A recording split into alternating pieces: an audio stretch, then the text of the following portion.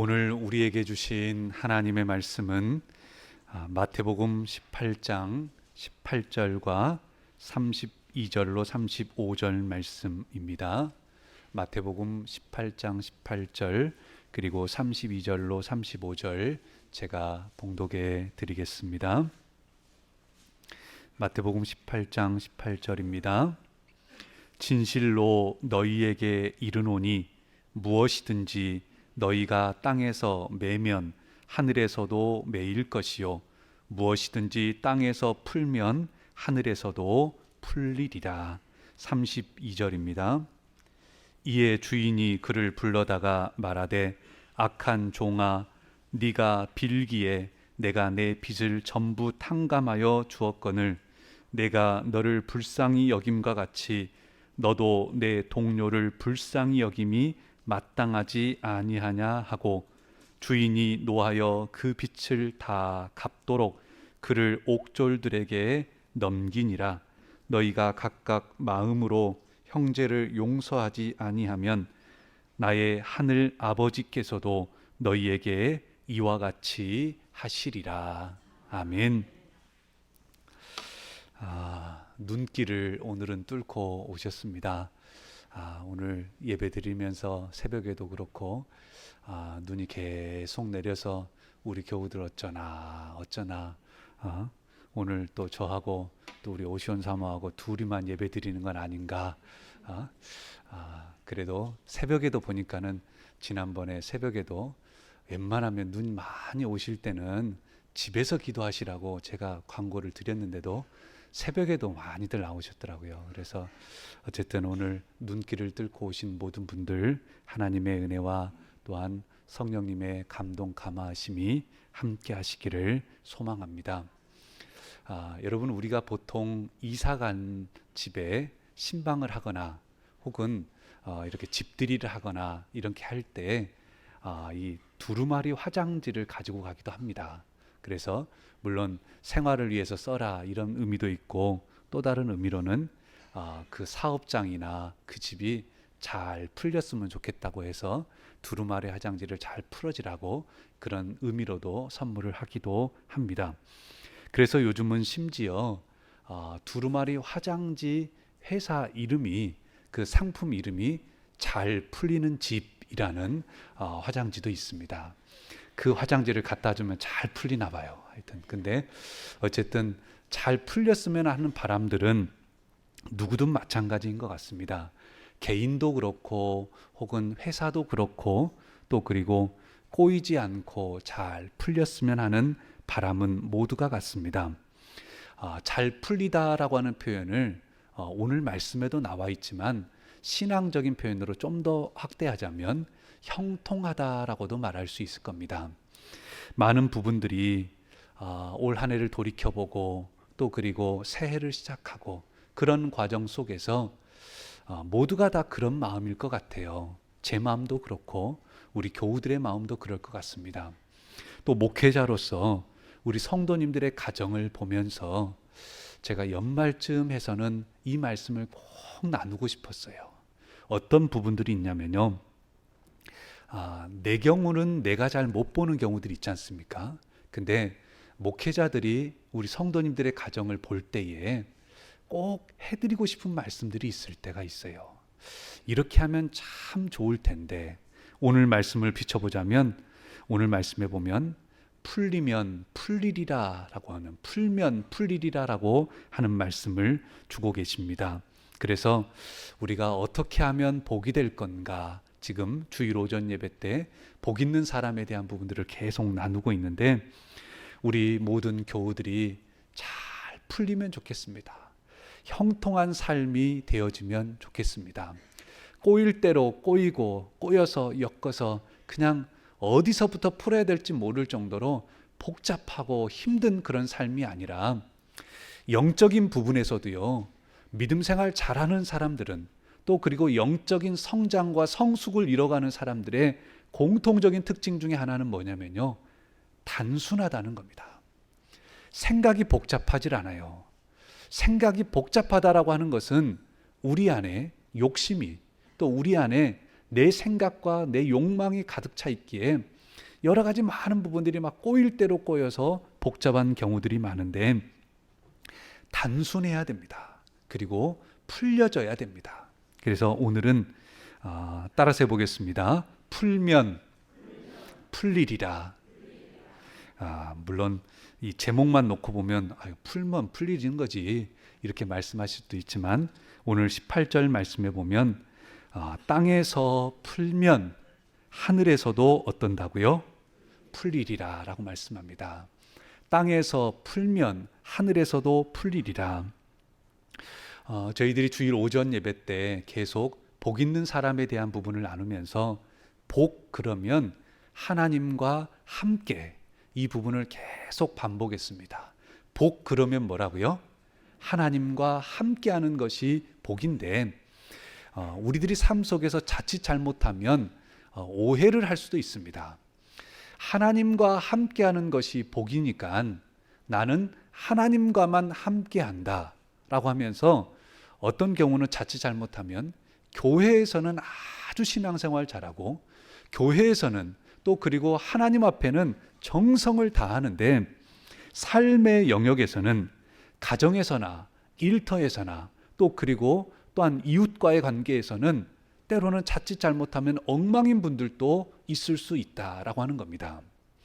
저와 여러분들 가운데서도 우리가 복 있는 사람은 하나님과 함께하는 사람인데 그 하나님과 함께하는 사람은 하나님과 함께할 뿐더러 이웃과도 함께하고 그러는 겁니다. 십계명을 모세를 통해서 하나님이 주셨던 십계명 이 10가지는 꼭 지키라고 정말로 중요하다고 그 십계명을 주셨는데 이 십계명을 예수님께서는 2가지로 요약하셨습니다. 뭐죠? 하나는 하나님 사랑, 나머지는 뭡니까? 이웃 사랑입니다. 십계명을 2가지로 요약하면 10가지의 그 부분들을 2가지로 요약하면 하나님 사랑, 이웃 사랑이고요. 그 하나님 사랑과 이웃 사랑을 하나로 요약하면 뭘까요? 사랑입니다. 하나님은 사랑이시라라고 했던 것처럼 하나님은 사랑입니다. 삶의 중요함이 오늘 우리에게도 있습니다. 하나님과 함께한다라고 하는 것은 하나님과만 함께한다라고 하면서 이웃과도 함께하지 못한다고 한다면 우리가 영적으로만 하나님과 함께하고 삶의 영역에서 또한 우리의 육신의 영역에서는 이웃과 혹은 하나님과 함께하지 못한다라고 할 것 같으면 그 부분은 온전한 하나님과 함께가 아닙니다. 요한복음 4장 23절에 아버지께 참되게 예배하는 자들은 영과 진리로 예배할 때가 오나니 곧 이때라. 아버지께서는 자기에게 이렇게 예배하는 자들을 찾으시느니라. 영과 진리로 또 그것이 성전에서도 예배를 드리지만 삶의 예배도 말씀하고 있습니다. 저와 여러분 모두가 하나님과 함께한다라고 하는 것은 영적으로만 하나님과 함께하면 되지 기도만 열심히 하면 되지 이게 아닙니다. 기도도 물론 열심히 해야 되지만 삶의 영역에서도 하나님과 함께하는 것이 중요합니다. 전에 저희 가족 중에 한 사람이 병원에 입원했던 적이 있어서 그때 한번 병원에 가서 있다가 그 입원 중에 있는 동안에 옆 침대에 몇몇 분들이 있었던 옆 침대에 어떤 한 분이 왔어요. 근데 그분이 말이 참 많았어요. 말이 많아가지고 이 말 저 말 이 말 저 말 하고 그래가지고 근데 말을 들어보면 아이고 부정적인 말들도 많고 안타까운 말들도 많고 아이고 참 저분은 조금만 조용히 하면 좋겠다 이런 마음도 들고 별로 은혜가 안 됐어요. 그러고 그랬는데 나중에 그분이 그날 수술을 한다는 거예요. 근데 수술을 한다고 그러는데 중간에 어떤 목사님이 오셔가지고 다 기도를 해드리고 가는 거예요. 그러면서 권사님 수술 잘 받으세요. 권사님 수술 잘 받으세요. 그러고 가는 거예요. 저희 마음이 어떻겠습니까? 저분이 권사님이었구나. 그 마음이 드는 순간 참 마음이 안타까웠습니다. 아팠습니다. 여러분 교회 안에서만 믿음 생활 잘하는 게 중요한 게 아니고 병원에서도, 입원 중에도, 또한 가정에서도, 일터에서도, 삶의 영역에서도 중요합니다. 오늘 말씀해 보니 이 땅에서 매면 하늘에서도 매일 것이다 라고 말씀하고 있고, 이 땅에서 풀면 하늘에서도 풀린다라고 말씀합니다. 오늘 여기에 컵이 있습니다. 이 컵이 있는데 이 컵은 뚜껑이 있죠. 뚜껑이 이렇게 있습니다. 이 컵을 가져다 놓고 뚜껑을 덮어놓은 상태에서는 아무리 여기다가 물을 부어도 여러분 물이 채워질까요? 안 채워질까요? 안 채워집니다. 물을 부으려고 하면 뚜껑을 열고 그리고 난 다음에 물을 부어야 합니다. 그때에 물이 채워질 수 있습니다. 이와 같이 오늘 저와 여러분의 삶 속에서도 저와 여러분이 이 땅에서 풀렸으면 좋겠다. 정말 좀 풀렸으면 좋겠다. 나는 왜 이렇게 꼬이나? 내 마음이 꼬이고 내 생각이 풀리지 않고 꼬여 있고 복잡하고 그렇다고 한다면 제발 좀 풀렸으면 좋겠다라고 할 것 같으면 오늘 말씀에서는 뭐라고요? 땅에서 풀면 어디에서도 풀린다고요? 하늘에서도 풀린다라고 말씀하십니다. 오늘 마태복음 18장에서 말씀하는 그렇다고 한다면 푼다라고 하는 게 뭘까? 뭘 풀어라고 하는 건가? 그냥 이 실들이 꽁꽁 묶여가지고 풀어라 이런 의미가 아니고 어떤 의미로 풀어라고 말씀하고 있는가? 오늘 마태복음 18장 21절로 35절까지 말씀을 보게 되면요, 여기서 푼다라고 하는 표현은 따라서 해보겠습니다. 여기서 푼다라고 하는 것은 뭐냐면요, 따라서 해보겠습니다. 용서하라. 아멘. 오늘 말씀에서 푼다라고 하는 것은 용서하라고 하는 겁니다. 용서하고 화해하라고 하는 의미가 담겨져 있습니다. 여러분에게 만약에 누군가가 1,000만 원을 꿔갔어요. 얼마를요? 1,000만 원을 꿔갔어요. 여러분 1,000만 원이면 큰 돈입니까? 작은 돈입니까? 큰 돈이죠. 모르겠어요. 여기 계신 분들 중에 1,000만 원 정도는 뭐 작은 돈이라 할 수 있는 분이 있을지 모르겠지만 1,000만 원이면 큰 돈이죠. 근데 누군가가 1,000만 원을 꿔갔는데 그 1,000만 원을 갚지를 않아요. 그러면 1,000만 원을 꿔간 사람이 잘못한 겁니까? 1,000만 원을 빌려준 사람이 잘못한 겁니까? 꿔갔는데 안 갚은 사람이 잘못한 거죠. 그러지 않겠습니까? 1,000만 원을 꿔준 사람이 잘못한 게 아니라 꿔가가지고 안 갚은 사람이 잘못하는 거죠. 분명 그 사람이 잘못한 겁니다. 돈을 꿔갔으면 갚아야 되죠. 그것이 갚아야 되는 것이 당연한 이치입니다. 그런데 오늘 말씀해 보니까 예수님께서는 용서에 대한 말씀을 하시면서 비유를 드셨는데요. 어떤 한 사람이 100데나리온, 이 데나리온 하나는 노동자 하루의 품삯입니다. 지금 우리 공음이 13만 원 혹은 14만 원 막 이렇게 하는데 그냥 계산하기 쉽게 10만 원으로 쳐보시게요. 10만 원이라고 한다면 100데나리온이면 얼마입니까? 1,000만 원입니다. 어떤 사람이 1,000만 원을 꿔줬는데 그 빌려간 사람이 1,000만 원을 안 갚는 거예요. 그래가지고 이 1,000만 원을 안 갚으니까 그 사람이 어떻게 했냐면요, 그 1,000만 원 100데나리온 꿔간 사람을 붙잡았어요. 어디를 붙잡았을까요? 오늘 말씀에 보면 목을 붙잡았대요. 목을 붙잡고 그 말까지는 나오진 않았겠지만 목만 붙잡았겠습니까? 붙잡았으면 흔들었겠죠. 막 흔들기도 하고 막 그러고 난 다음에 어떻게 했냐면 그 100데나리온 빚진 사람을 목을 붙잡고 그리고 난 다음에 감옥에 넣어버렸어요. 갚으라고, 돈 갚으라고, 나한테 100데나리온 빌렸으면 얼른 갚으라고, 안 갚으면 안 된다고 옥졸들에게 넘겨버렸어요.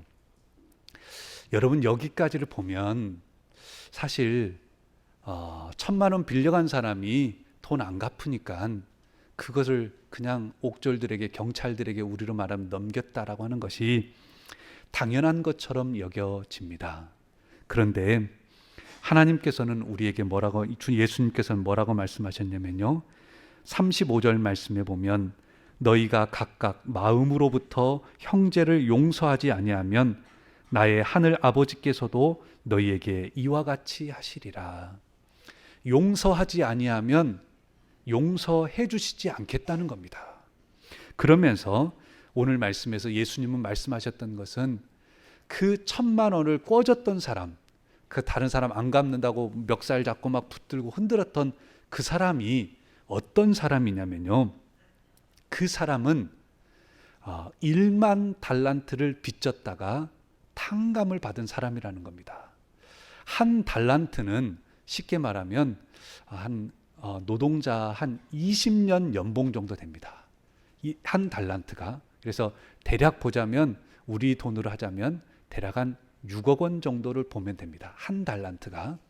금 한 달란트를 한 6억 원 정도 본다라고 할 것 같으면, 그러면 그 6억 원 정도 되는 게 한 달란트인데 1만 달란트 그러면 얼마일까요? 6조 원 정도가 됩니다. 금액은 좀 차이가 분명히 있을 겁니다. 근데 6조 원 정도를 빌렸던 사람이 그 빚을 탕감을 받았어요.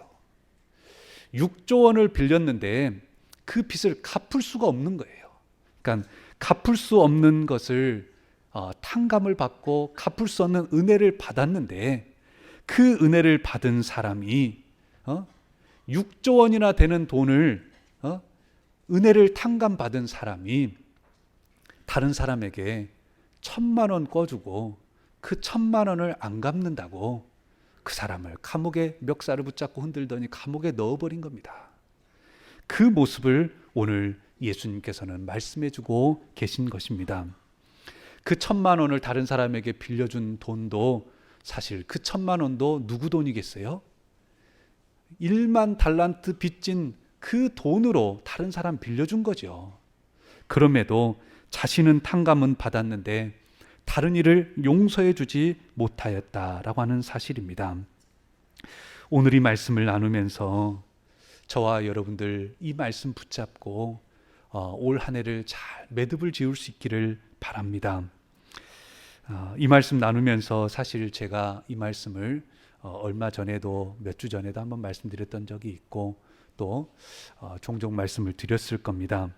이 말씀을 쉽게 준비한 게 아닙니다. 제가 우리 교우들과도 이 말씀을 한 해를 살아보고 또 지난 몇 년 동안 함께 하면서 사실 이런 부분들이 교우들의 구체적인 내용들, 가정에 또한 교우들 간에 또한 우리 공동체 안에 여러 가지 부분들을 알고 있습니다. 근데 그 부분들을 여러분 한 사람 한 사람을 놓고 구체적인 부분을 놓고 말씀드리는 것은 결코 아닙니다. 하지만 전체적으로 제 마음에 정말로 안타까울 때가 있어요.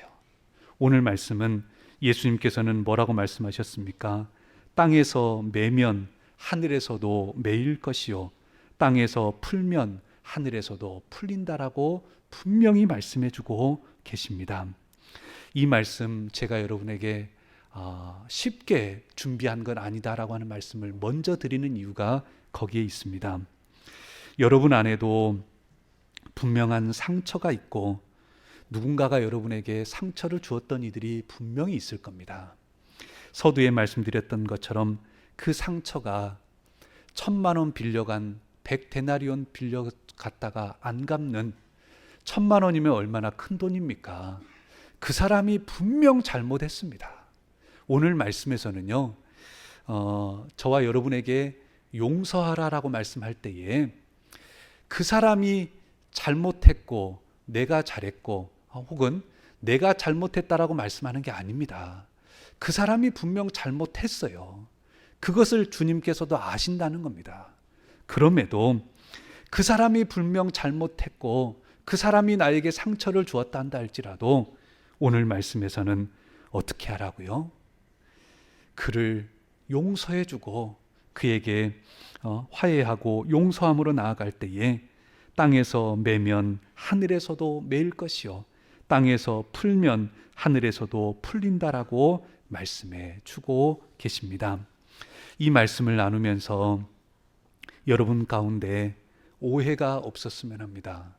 목사님이 나들으라고 하는 소린갑다. 여러분 그렇게 듣지 마시고요. 하나님께서 나들으라고 하신 소린갑다. 이렇게 들으시길 바랍니다. 제가 여러분 구체적으로 한 사람 한 사람을 놓고 드리는 말씀은 아닙니다. 남편이 아내를 용서하지 못하고 있다면 오늘 말씀 붙잡고 아내를 용서할 수 있기를 바랍니다. 또한 아내가 남편을 용서하지 못하고 있다면 여러분 오늘 올해가 가기 전에 이 말씀 붙잡고 남편을 용서할 수 있기를 바랍니다.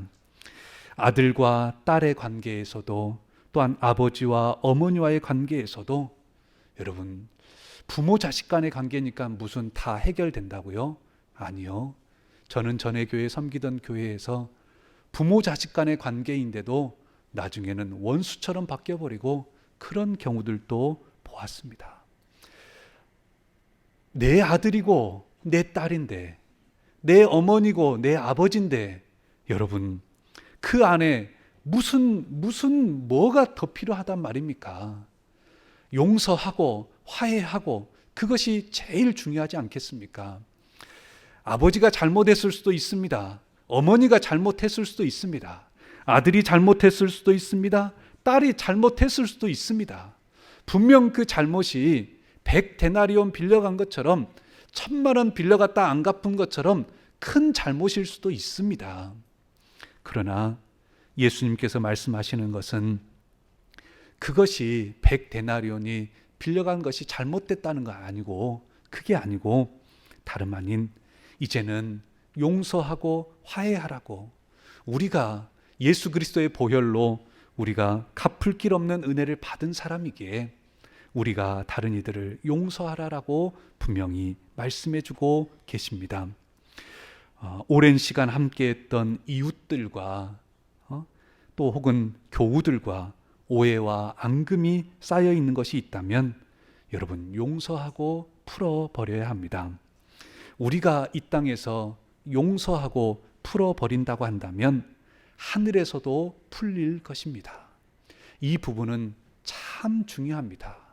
우리 공음교회 안에뿐만 아니라 여러분들 가운데 타지에 있는 사람들 가운데서도 이미 인생이 다시 만날 일이 없을 것 같은 사람이라 한다 할지라도 여러분 누군가와 풀어야 될 문제가 있다면 여러분 올해가 가기 전에 전화로라도 그 영혼하고 그 부분을 풀 수 있어야 합니다.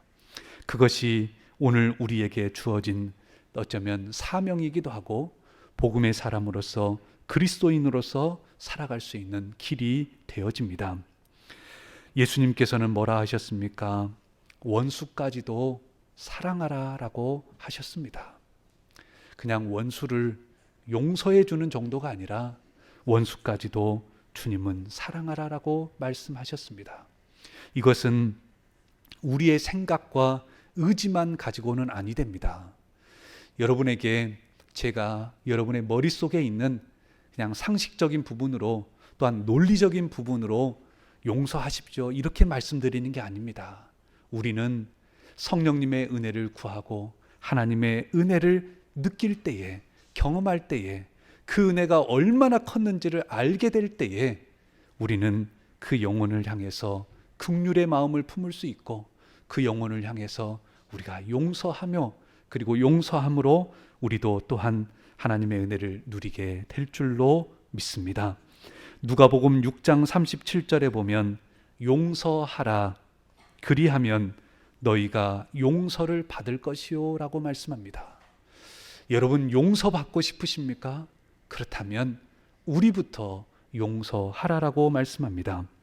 마태복음 6장 14절로 15절 말씀에 너희가 사람의 잘못을 용서하면 너희 하늘 아버지께서도 너희 잘못을 용서하시려니와 너희가 사람의 잘못을 용서하지 아니하면 너희 아버지께서도 너희 잘못을 용서하지 아니하시리라라고 말씀하셨습니다. 사랑하는 성도 여러분, 오늘 저와 여러분들 안에 하나님의 은혜가 가득 느껴지시기를 소망합니다. 저는 목회자로서 여러분에게 부탁을 드리는 게 아닙니다. 오늘 말씀은요, 예수님께서 저와 여러분에게 명하시는 말씀입니다. 용서하라라고, 풀면 풀릴 것이다라고 말씀해 주십니다. 순복음 교단의 안도현 목사님이라는 분이 우울증에 관한 책을 쓰셨습니다. 우울증, 사람이 왜 우울증에 많이 빠지는가, 그 우울증에 대한 치료에 대한 내용의 책입니다. 그 책에 보니까요, 용서라고 하는 단어가 영어로는 포기브라고 하는 단어입니다. 이 포기브가 헬라어로는 아폴루오라고 하는 단어에서 오게 되었는데요, 이 단어는 헬라어로 놓아주다, 풀어주다라고 하는 의미를 가지고 있습니다. 그래서 이 헬라어의 단어는 재판에서 법적으로 풀어주는 행위를 가지고 있고, 그 의미가 지금의 용서하다라고 하는 의미가 담겨져 있다라고 하는 겁니다. 즉, 용서한다라고 하는 것은 잘못한 죄인을, 분명 그 사람이 잘못했어요. 그런데 용서한다라고 하는 건 뭐냐면요, 잘못한 사람을, 그 죄인을 풀어주는 것이라는 겁니다. 용서를 통해서 그 잘못한 사람을 풀어주는 것인데, 기독교 윤리학자 중에 루이스 스미디스라고 하는 유명한 윤리학자가 있습니다. 루이스 스미디스라고 하는 기독교 윤리학자는 이런 말을 했습니다. 용서할 때 우리는 한 죄수를 자유롭게 풀어주게 되는데, 그 죄수는 다름 아닌 우리 자신임을 발견하게 된다라고 말합니다. 내가 누군가를 용서해 준다라고 해서 그 영혼을 풀어줬는데, 용서함을 풀어줬더니 그 죄수는 다름 아닌 누구예요? 나더라는 겁니다. 내가 자유함을 얻게 되더라는 겁니다. 이 부분에 심오한 어쩌면 진리가 담겨져 있습니다. 저와 여러분들, 우리 안에 참 많은 상처도 있고 아픔도 있을 겁니다. 오랜 시간 동안 아파했고 어려워했던 부분도 있을 것입니다. 그 부분들을 저도 조금은 알기에 제가 쉽게 말씀드리는 것이 아닙니다. 저와 여러분 모두에게도 어쩌면 누군가를 용서한다라고 하는 것이 죽기보다 싫고, 내가 왜 용서해야 되냐고, 내가 왜 용서해야 되냐고, 내가 무슨 잘못을 저질렀냐고, 오늘 말씀에서는 우리가 잘못했다고 말씀하는 게 아닙니다. 분명 100데나리온을 빌려간 사람이 잘못했습니다. 하지만 그 사람을 용서하는 것이 우리가 1만 달란트를 탕감받은, 갚을 길 없는 은혜를 받은 사람이기에 우리가 그를 용서하는 것이, 또한 그것이 용서할 때 우리는 한 죄수를 자유롭게 풀어주는데, 그 죄수는 다름 아닌 누구라고요? 나 자신임을 발견하게 된다라고 하는 겁니다.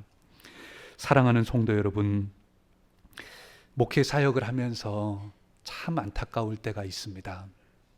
정말 가슴이 아플 때가 있습니다.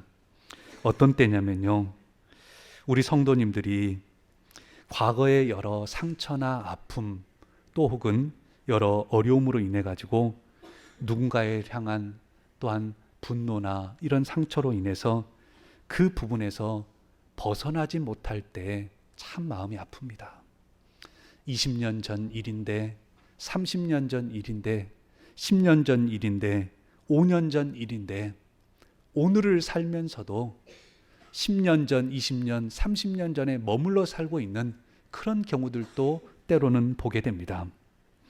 그래서 순복음교단의 그 안도현 목사님은 바로 용서보다 더 강력한 우울증 치료제는 없다, 이런 말까지도 하셨습니다. 우울증을 치료한다라고 할 때 물론 여러 원인들이 있겠지만, 용서하는 것이 그 우울증을 치료하는 데도 큰 도움이 된다라고 하는 사실입니다. 말씀을 맺고자 합니다. 여러분은 혹 그런 적이 없습니까? 과거 몇 년 전 그 아픔, 그 상처가 지금까지 남아서 분명 그 사람이 잘못한 일입니다. 정말로 그 사람이 잘못한 일입니다.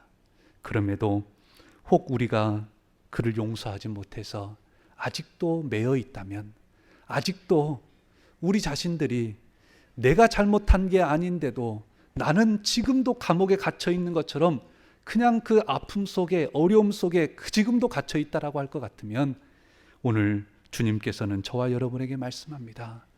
풀면 풀리리라 라고 말씀합니다. 이 땅에서 풀면 저 하늘에서도 풀린다라고 분명히 말씀해주고 계십니다. 말씀을 맺고자 합니다. 어느덧 12월 셋째 주입니다. 우리는 주님의 오심을 기다리며 나아가고 있고, 올 한 해가, 그리고 마무리가, 그리고 새해에는 더 잘 풀리기를 바라고 있습니다. 이 땅에서 풀리기를 원하십니까?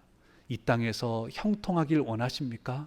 그렇다고 한다면 이 땅에서 풀면 저 하늘에서도 풀리고, 저 하늘에서 풀려야만 우리가 이 땅에서 하나님의 형통함을 누리게 될 줄로 믿습니다.